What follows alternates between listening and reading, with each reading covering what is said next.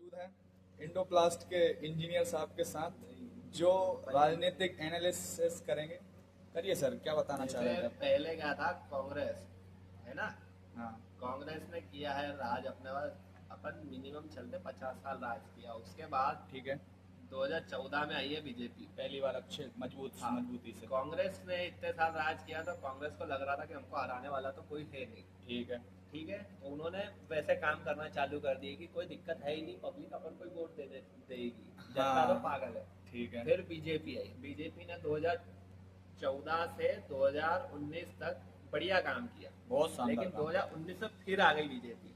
ठीक है, फिर थोड़ा काम उनका ढीला हुआ, फिर 2024 में फिर आ गई। फिर आ गई बीजेपी। अब बीजेपी में इतना दम आ गया है कि कांग्रेस को कुछ समझते ही नहीं है। कुछ अब नहीं समझ रहा। बीजेपी ये सोच रही है कि 2029 में भी हम ही आने वाले हैं, तो काम करने से मतलब क्या है। मतलब कोई नहीं। दिक्कत ही नहीं है, आने पब्लिक तो वाला। पागल है, पब्लिक तो वोट देगी।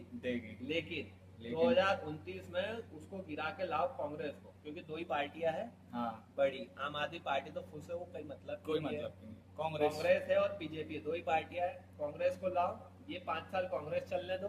हाँ। उसके बाद अगर कांग्रेस अच्छा काम भी कर रही है तब भी बीजेपी तब भी बीजेपी को लाओ।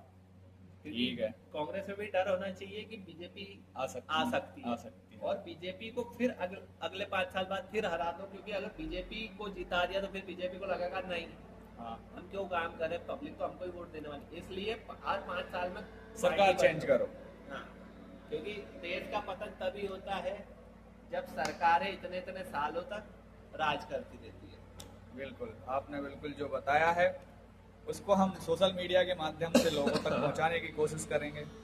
तो जुड़े रहिए हमारे साथ, और हमारी ये राजनीतिक रिपोर्ट देखने के लिए धन्यवाद।